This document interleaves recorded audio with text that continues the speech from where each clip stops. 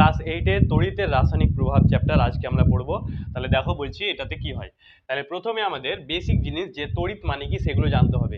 তাহলে তড়িৎ মানে তোমরা জানো, যখন কোনো তারের মধ্যে দিয়ে ইলেকট্রন, মানে ইলেকট্রন এক প্রকারের কণা, জানো যেসব পদার্থ মিলে পদার্থ যেসব কণা নিয়ে তৈরি হয় সেগুলো ইলেকট্রন, প্রোটন, নিউট্রন 3 ধরনের হয়। ঠিক আছে, এবার বলছি দেখো যে তড়িতের রাসায়নিক প্রভাবে তড়িৎ সম্পর্কে বললাম। এবার কিছু কিছু পদার্থ আছে যেগুলোর মধ্যে তড়িৎ সঞ্চালন হতে পারে, এবং কিছু কিছু পদার্থ আছে যেগুলো তড়িৎ সঞ্চালন হতে পারে না। এবার যখন কঠিন পদার্থ দেখবো সেগুলো হতে পারে ধাতু, যেগুলোর মধ্যে তড়িৎ পরিবহন হয়, এবং অধাতু যেগুলোর মধ্যে তড়িৎ পরিবহন হয় না। এবার এক্ষেত্রে আমরা দেখো কোনো তরল, মানে তরলকে দেখবো, মানে একটা ধরো কোনো তরল আছে, তাহলে গলিত বা দ্রবীভূত অবস্থায় যখন সেটা তড়িৎ পরিবহন করবে সেগুলো সম্পর্কে আমরা জানবো। তাহলে যারা সেইভাবে যখন কোনো একটা পদার্থ, যেমন ধরো লবণটা যখন গলে যাবে, মানে গলিত অবস্থায় থাকবে, তখন যদি সেটা তড়িৎ পরিবহন করে তাহলে সেই তড়িৎ পরিবহন ক্ষমতাটাকে বলা হবে তড়িৎ বিশ্লেষ্য। তাহলে যে সকল পদার্থ গলিত বা দ্রবীভূত অবস্থায় তড়িৎ পরিবহন করে তাদেরকে কি বলে বললাম, তড়িৎ বিশ্লেষ্য পদার্থ। যেমন দেখো যে লবণটা আছে সেটা গলিত অবস্থায় যখন থাকবে, সেটা যখন গলে যাবে তখন তড়িৎ পরিবহন করবে, তার মানে সেটা হবে একটা তড়িৎ বিশ্লেষ্য পদার্থ। তারপরে আরো যেমন ধরো সোডিয়াম হাইড্রোক্সাইড NaOH, তাহলে ওটা যেটা আছে সেটাও গলিত অবস্থায় তড়িৎ পরিবহন করে, তাহলে তার জন্য সেটাকেও একটা তড়িৎ বিশ্লেষ্য পদার্থ বলা হবে। তারপর ধরো কোনো অ্যাসিড আছে, তাহলে সেটাও গলিত অবস্থায় তড়িৎ পরিবহন করে, তাহলে যারা গলিত অবস্থায় বা দ্রবীভূত অবস্থায় তড়িৎ পরিবহন করে তাদেরকে বলা হবে তড়িৎ বিশ্লেষ্য পদার্থ। তাহলে সেটাই প্রথম আমাদের, তোমরা লিখতে শুরু করো এবার, তড়িৎ বিশ্লেষ্য। ঠিক আছে, তাহলে তড়িৎ বিশ্লেষ্য কাদের বলা হয়, লিখো যে সকল পদার্থ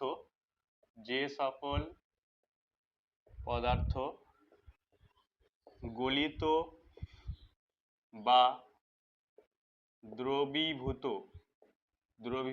অবস্থায় তড়িৎ পরিবহন করে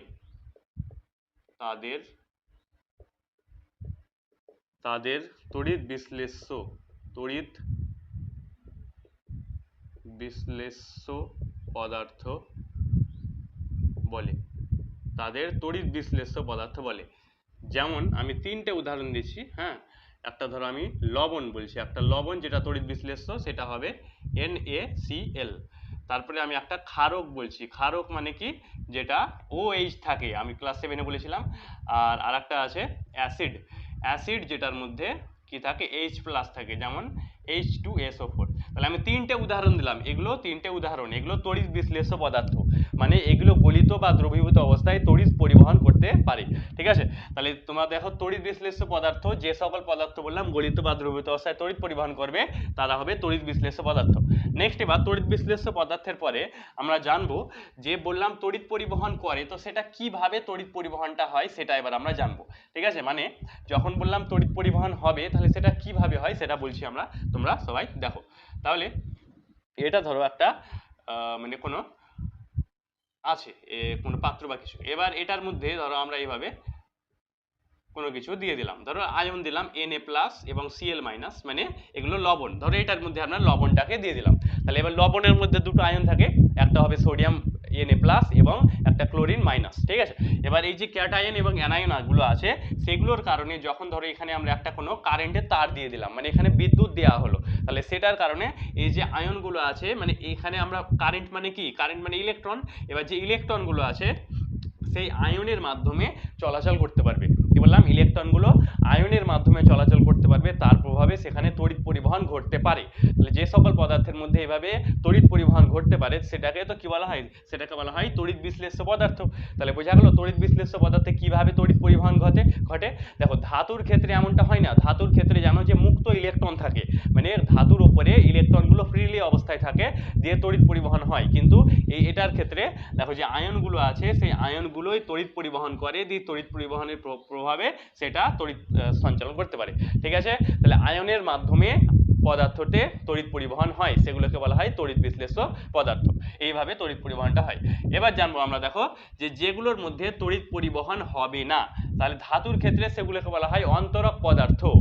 এবার এই ক্ষেত্রে সেগুলোকে বলা হবে মানে তড়িৎ অবিশ্লেষ্য পদার্থ।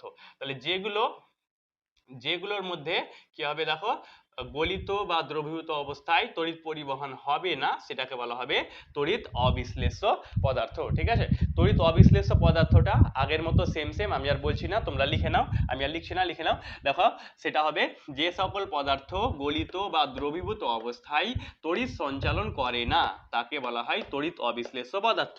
ঠিক আছে, এবার যেমন তড়িৎ অবিশ্লেষ্য পদার্থ হতে পারে, যেমন ধরো বলছি আমি মানে যেটার মধ্যে তড়িৎ পরিবহন হয় না। ঠিক আছে, ধরো আমি কাগজ বলে দিলাম, তাহলে এই যে কাগজটা আছে সেটার মধ্যে কি তড়িৎ পরিবহন হবে না। তারপর ধরো আমি গ্লুকোজ বললাম, তাহলে এই যে গ্লুকোজ আছে সেটার মধ্যে তড়িৎ পরিবহন হবে না। তাহলে এই যে জিনিসগুলো এগুলোকে বলা হবে তড়িৎ অবিশ্লেষ্য পদার্থ। ঠিক আছে, তাহলে দুই প্রকার পদার্থ সম্পর্কে আমরা জানলাম, তড়িৎ বিশ্লেষ্য এবং তড়িৎ অবিশ্লেষ্য পদার্থ। যদি পরীক্ষায় তোমাদের পার্থক্য আসে মানে ডিফারেন্স, তাহলে এইগুলোই হবে যে একটার মধ্যে তড়িৎ পরিবহন হতে পারে আর একটার মধ্যে হতে পারে না, এইগুলোই তার মেন পার্থক্য। এবার আসে তড়িৎ বিশ্লেষ্যের ভাগ। দেখো তড়িৎ বিশ্লেষ্য পদার্থটা দুই ভাগে ভাগ করা যেতে পারে, তো সেটা আমি বলছি তোমরা দেখো।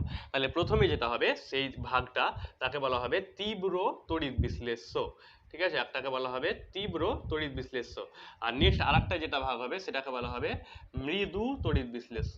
তাহলে তড়িৎ বিশ্লেষ্যটাকে বলছি আমি দেখো দুটো ভাগে ভাগ করা যাবে, একটাকে বলা হবে তীব্র তড়িৎ বিশ্লেষ্য আর একটা মৃদু তড়িৎ বিশ্লেষ্য। তাহলে প্রথমে বলছি তীব্র তড়িৎ বিশ্লেষ্যটা কি হয় বা সেটা কাকে বলা হয়। তাহলে যে তড়িৎ বিশ্লেষ্য পদার্থ মানে সম্পূর্ণরূপে আয়নে বিয়োজিত হয় এবং তড়িৎ সঞ্চালন করে, অর্থাৎ খুবই বেশি তড়িৎ সঞ্চালন করে। মানে যখন ধরো একটা পদার্থ আমরা দিলে সেটার মধ্যে খুবই বেশি তড়িৎ সঞ্চালন হবে, তাহলে সেটাকে বলা হবে তার তীব্র তড়িৎ বিশ্লেষ্য, মানে আয়ন যেগুলো উৎপন্ন হবে অনেক বেশি। আমি বলছিলাম যে দেখো একটা জিনিসের মধ্যে যখন এইভাবে এই যে Na+, আমি দেখালাম উদাহরণ দিয়ে, Cl- যে আয়নগুলো উৎপন্ন হবে যদি অনেক বেশি মানে সম্পূর্ণরূপে আয়নিত হয়, তাহলে সেটাকে বলা হবে তীব্র তড়িৎ বিশ্লেষ্য। আর মৃদু তড়িৎ বিশ্লেষ্য মানে কি, যেটার মধ্যে যে আয়নটা উৎপন্ন হবে সেটা কম পরিমাণে উৎপন্ন হবে, সম্পূর্ণরূপে বিয়োজিত হবে না, সেটাকে বলা হবে মৃদু তড়িৎ বিশ্লেষ্য। ঠিক আছে, এবার যদি এগুলোর মধ্যে ডিফারেন্স আসে তাহলে তোমরা অবশ্যই বলতে পারবা, আমি লিখাচ্ছি। দেখো যে তীব্র তড়িৎ বিশ্লেষের মধ্যে সম্পূর্ণরূপে আয়নে বিয়োজিত হয়, এখানে সম্পূর্ণরূপে আয়নে বিয়োজিত হয় না। তারপরে তীব্র তড়িৎ বিশ্লেষের মধ্যে তড়িৎ সঞ্চালনটা ম্যাক্সিমাম হয়, মানে অনেক বেশি হয়, আর এটাতে মৃদু তড়িৎ বিশ্লেষতে অনেক বেশি মানে অনেক কম তড়িৎ সঞ্চালন হয়। এবার তীব্র তড়িৎ বিশ্লেষ্য যেমন দেখো আমি বলছি H2SO4, এটা যেটা আছে এটা যখন আয়ন উৎপন্ন করে H2+ প্লাস SO4 2-, মানে এখানে দেখো H2 বা H+, তাহলে এই যে এটা উৎপন্ন হয়েছে সেটা সম্পূর্ণরূপে বিয়োজিত হয় আর ম্যাক্সিমাম সবচেয়ে বেশি তড়িৎ সঞ্চালন করে, তাহলে তার জন্য সেটাকে বলা হয় তীব্র তড়িৎ বিশ্লেষ্য। আর মৃদু মানে কি বললাম, কম। যেমন এটা হতে পারে ধরো CH3COOH, এটা একটা অ্যাসিটিক অ্যাসিড, তাহলে এই যে অ্যাসিডটা আছে সেটা একটা মৃদু তড়িৎ বিশ্লেষ্য, কারণ সেটা সম্পূর্ণরূপে আয়নে বিয়োজিত হতে পারে না, তার জন্য সেটা কম তড়িৎ সঞ্চালন করে, তার জন্য সেটাকে বলা হয় মৃদু তড়িৎ বিশ্লেষ্য। তাহলে তোমরা লিখো তীব্র তড়িৎ বিশ্লেষ্য, সেটা লেখো যে সকল তড়িৎ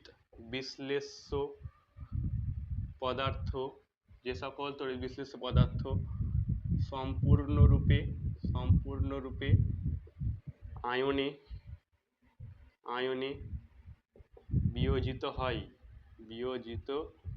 বিয়োজিত হয়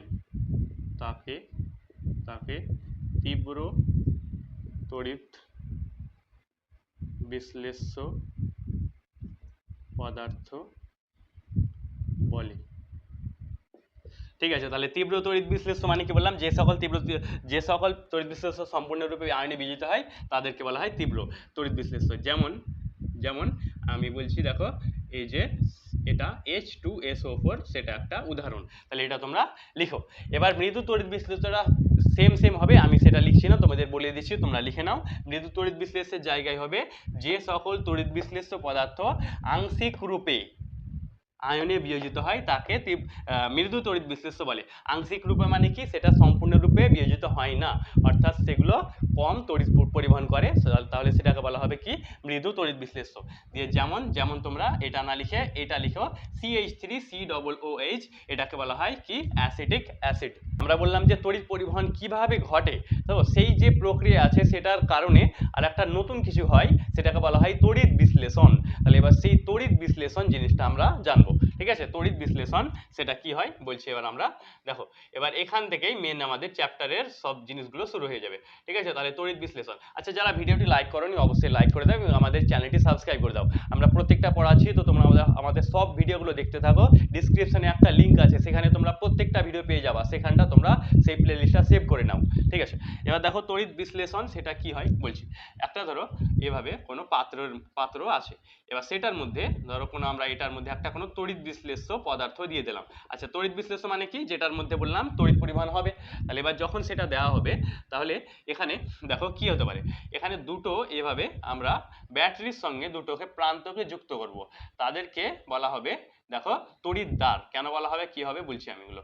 দেখো তাহলে এইভাবে দুটো আমরা ব্যাটারির সঙ্গে যুক্ত করলাম, একটা আছে একটা প্লাস প্লাস প্লাস প্লাস, এটা প্লাস হবে, আর একটা মাইনাস, এইভাবে মাইনাস, এগুলো সব মাইনাস মাইনাস মাইনাস।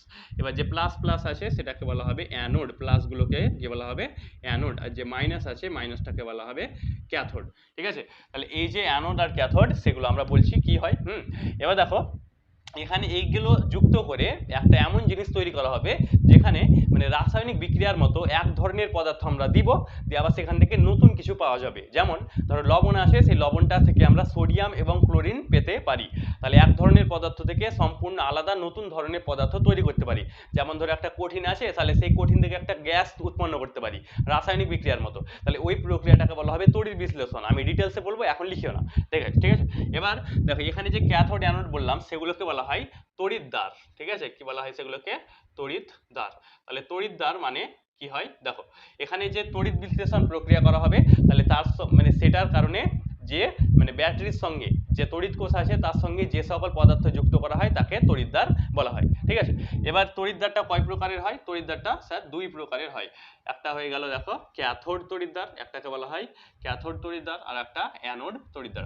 আমি একটা লিখে দিচ্ছি আর একটা তোমরা লিখে নেবা। আমি অ্যানোড যেটা আছে সেটা লিখে দিচ্ছি যে অ্যানোড তড়িৎদ্বার কাকে বলা হয়। ঠিক আছে, তাহলে অ্যানোড কাকে বলে দেখো, তড়িৎ বিশ্লেষণের ভোল্টামিটারের মানে এটা দেখো এই যে পুরো বিষয়টা আছে, পুরোটা যন্ত্র আছে, সেটাকে ভোল্টামিটার বলা হয়, ভয় কালো এটা আকার ভোল্টামিটার। ঠিক আছে, তাহলে দেখো তড়িৎ বিশ্লেষণের সময় ভোল্টামিটারের ঋণাত্মক প্রান্তে যেটা যুক্ত থাকে, সরি যে ধনাত্মক প্রান্তে যেটা যুক্ত থাকে সেটাকে বলা হয় অ্যানোড। ঠিক আছে, তো আমি লিখে দিচ্ছি, তোমরা লিখো। তড়িৎ বিশ্লেষণ চলাকালীন ভোল্টামিটারের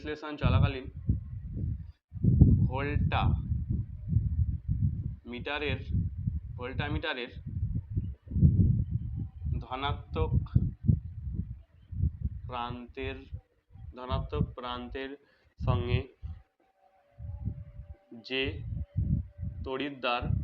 সঙ্গে যে তড়িৎদ্বার যুক্ত থাকে তাকে অ্যানোড বলে। আমি দেখো খুব ভালোভাবে লিখিয়ে দিলাম, ভালোভাবে তোমরা লিখে নাও। তাহলে এটা বললাম অ্যানোড। এবার যদি বলা হয় অ্যানোডের পরে যে ক্যাথোড কাকে বলে, তাহলে সেটা তোমরা পেরে যাবা। এখানে অ্যানোডের জায়গায় জাস্ট কি হবে দেখো, তড়িৎ বিশ্লেষণ চলাকালীন ভোল্টামিটারের ঋণাত্মক প্রান্তের সঙ্গে যে তড়িৎদ্বার যুক্ত থাকে তাকে ক্যাথোড বলা হয়। তাহলে ক্যাথোড আর অ্যানোডটা আশা করছি ক্লিয়ার হয়ে গেল। বললাম যখন এইভাবে ব্যাটারির সঙ্গে দুটো প্রান্ত থাকবে, একটা প্লাস একটা মাইনাস, তাহলে যেটা প্লাস হয়ে যাবে সেটাকে বলা হবে অ্যানোড, যেটা মাইনাস সেটা ক্যাথোড। এবারে এগুলোর কি কাজ সেটা আমরা প্রত্যেকটা বলছি। ঠিক আছে, দেখো তাহলে এবার এটা আমি একটা জেনারেল একটা উদাহরণ দিয়ে দেখাচ্ছি। ধরো এখানে আমরা NaCl এটা দেখিয়ে দিলাম। ঠিক আছে, এবার এটা NaClটা তোমরা জানো Na প্লাস এটাতে ভেঙে যাবে আর Cl মাইনাস, Na প্লাস আর Cl মাইনাস। এবার দেখো Na প্লাস জানো, তোমরা জানো তো যে দুটো আয়নের মধ্যে প্লাসে এবং মাইনাসে আকর্ষণ হয় এবং মাইনাসে মাইনাসে বা প্লাসে প্লাসের মধ্যে বিকর্ষণ হয়। এক কথায় সমজাতের আধান পরস্পরকে আকর্ষণ করে, বিপরীত জাতের আধান পরস্পরকে আকর্ষণ করে, আর যখন সেম থাকবে তখন সেটা বিকর্ষণ হবে। ঠিক আছে, তাহলে এবার দেখো এখানে প্লাস যেটা আছে সেটা মাইনাসের দিকে যাবে, আর যে মাইনাসগুলো আছে সেগুলো প্লাসের দিকে যাবে। ঠিক আছে, তার মানে দেখো এখানে যে সোডিয়াম আছে প্লাস, সেটা কোথায় গেল, অ্যানোডের ক্যাথোডের মধ্যে গেল, দিয়ে প্লাসটা প্লাস মানে কি ক্যাটায়ন, তাহলে ক্যাটায়নটা ক্যাথোডের মধ্যে গেল, দিয়ে দেখো এখানে ইলেকট্রন সংখ্যা কি আছে, কম আছে, তাহলে ইলেকট্রন একটা যুক্ত হয়ে যাবে, দিয়ে এখানে সোডিয়াম ধাতু তৈরি হবে, ইলেকট্রন যুক্ত হয়ে গেল, দিয়ে সোডিয়াম ধাতু তৈরি হলো। ঠিক আছে, এটাকে লবণের তড়িৎ বিশ্লেষণও বলা হয়। তো তোমরা যদি লিখো এটা, তাহলে হেডিং দাও তোমরা যে লবণের তড়িৎ বিশ্লেষণ, লবণের তড়িৎ বিশ্লেষণ।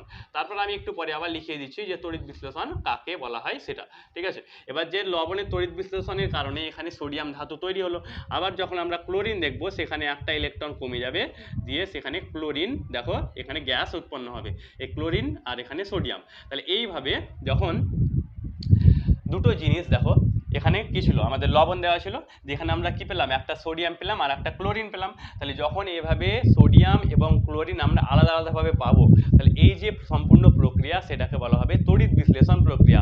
এবং এটা কিসের তড়িৎ বিশ্লেষণ, লবণের। ঠিক আছে, তাহলে তড়িৎ বিশ্লেষণ কাকে বলে, দেখো কোনো পদার্থের মধ্যে আয়ন, যে আয়ন উৎপন্ন হয় সেই আয়নের ইলেকট্রন আদান প্রদানের মাধ্যমে যে নতুন ধর্মবিশিষ্ট পদার্থ উৎপন্ন হয়, সেই সম্পূর্ণ প্রক্রিয়াকে বলা হয় তড়িৎ বিশ্লেষণ। বোঝা গেল, মানে একটা তড়িৎ বিশ্লেষ্য পদার্থ, এখানে ধরো আমরা লবণ ব্যবহার করলাম, তাহলে একটা তড়িৎ বিশ্লেষ্য পদার্থ ব্যবহার করে যখন কোনো একটা নতুন ধর্মবিশিষ্ট পদার্থ উৎপন্ন করা হয়, তাহলে সেই যে প্রক্রিয়া, সেই সম্পূর্ণ প্রক্রিয়াকে বলা হয় তড়িৎ বিশ্লেষণ প্রক্রিয়া। ঠিক আছে, তাহলে ওটা আমরা এবার লিখিয়ে দিচ্ছি। তারপরে এখানে আবার অনেক কিছু লিখতে হবে, হ্যাঁ, তাহলে ওটা আমি লিখিয়ে দিই। তারপর তোমরা এটা লিখো, তড়িৎ তড়িৎ বিশ্লেষণ, তড়িৎ বিশ্লেষণ লিখো, যে প্রক্রিয়ায় কোনো তড়িৎ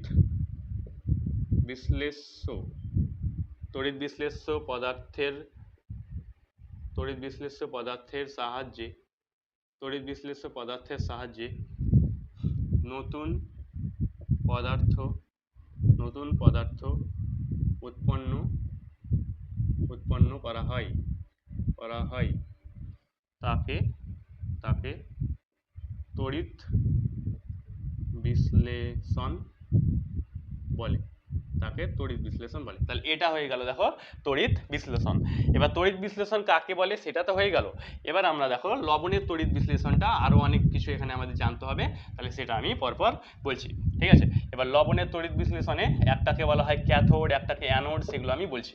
ঠিক আছে, তাহলে দেখো যখন আমরা লবণের তড়িৎ বিশ্লেষণ দেখলাম, তাহলে ফার্স্ট স্টেপ কি হলো, এখানে যে লবণটা থাকবে, হ্যাঁ, তাহলে এটা প্রথম স্টেপ। এবার এগুলো সব তোমাদেরকে বাংলাতে লিখতে হবে ভালোভাবে।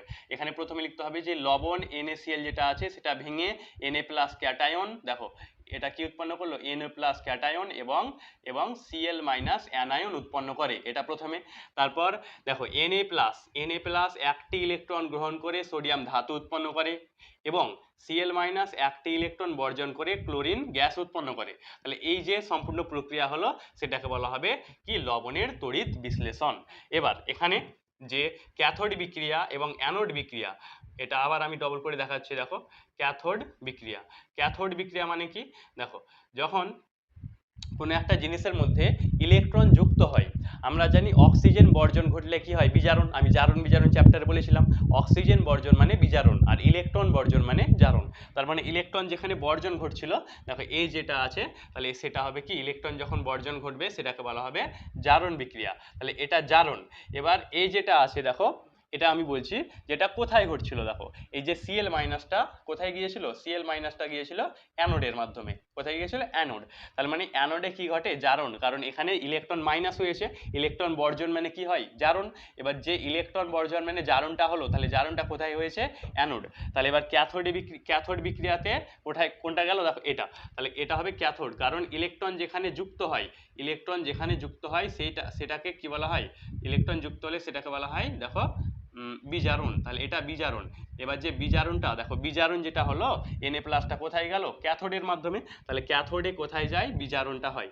আর অ্যানোড, দেখো এবার অ্যানোড বিক্রিয়া, যে অ্যানোডটা কোথায় হবে, দেখো এখানে যে Cl মাইনাস, ইলেকট্রন বেশি আছে, ইলেকট্রন তাহলে ছেড়ে দিলে, ইলেকট্রন বর্জন করলে কি হয়, জারণ।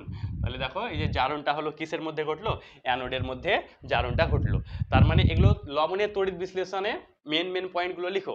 তারপরে এবার আমি তারপরে যেটা আছে লিখতে হবে সেটা আমি বলছি। ঠিক আছে, মানে এখানে এবার দেখো কি ঘটলো, এখানে যে কোনটাতে কি ঘটে, মানে কোন তড়িৎদ্বার মধ্যে কোন প্রক্রিয়া ঘটে সেটা আবার লিখতে হবে। তো সেটা আমরা লিখে দিচ্ছি। ঠিক আছে, দেখো তাহলে আমরা যেটা দেখতে পেলাম যে ক্যাথোড যখন থাকবে, ক্যাথোড তড়িৎদ্বার, ক্যাথোড তড়িৎদ্বার যদি হয় তাহলে ক্যাথোড তড়িৎদ্বারের মধ্যে কি থাকে দেখো, ক্যাথোড তড়িৎদ্বারের মধ্যে ঘটে ক্যাথোডটা কোথায় যায়, ক্যাথোডটা যায় দেখো ক্যাটায়নের মধ্যে, আর সেটার মধ্যে ঘটে বিজারণ। ঠিক আছে, তাহলে ক্যাথোড তড়িৎদ্বারে কি ঘটে, বিজারণ ঘটে। এটা তোমরা ভালোভাবে পয়েন্ট দিয়ে লিখো, আমি এটা সংক্ষেপে বোঝানোর জন্য লিখলাম। আর যে অ্যানোড যে তড়িৎদ্বার আছে, অ্যানোড তড়িৎদ্বারের মধ্যে কি ঘটে বললাম, জারণ ঘটে। তাহলে অ্যানোড তড়িৎদ্বারে জারণ ঘটে এবং ক্যাথোড তড়িৎদ্বারে বিজারণ ঘটে। এটা খুব একটা ইম্পর্টেন্ট পয়েন্ট, সেটা তোমরা ভালোভাবে নোট করো। এবার দেখো এখানে মনে রাখবো একটা জিনিস, যখন এই আয়নগুলো যাবে তখন যখন ধরো এই জারণটা ঘটবে ঠিক একই সময় বিজারণটাও ঘটবে। তার মানে এখানে আয়নগুলো যখন স্থান পরিবর্তন করবে সেগুলো একই সময়ে হবে। ঠিক আছে, তাহলে এগুলো জারণ বিজারণ প্রক্রিয়া তোমরা আশা করছি জানো যে একই সঙ্গে ঘটে, তার জন্য এটাও সেমলি একই সঙ্গে হবে। শেষে একটা প্রশ্নের উত্তর দাও যে তীব্র তড়িৎ বিশ্লেষ্য পদার্থের উদাহরণ দাও। এটা কমেন্টের মধ্যে তোমরা বলো যে তীব্র তড়িৎ বিশ্লেষ্য পদার্থ কোনটি। এবার আমাদের ভিডিওটি লাইক করে চ্যানেলটি সাবস্ক্রাইব করে দাও। প্রত্যেকটা ভিডিও আমাদের দেখতে থাকো। ডিসক্রিপশনে যে লিঙ্ক আছে সেখানে সব ভিডিও তোমরা পেয়ে যাবা, সেটা সেভ করে নাও এবং এটা কমেন্টের মধ্যে বলো যে তীব্র তড়িৎ বিশ্লেষ্য পদার্থের উদাহরণ কি হয়।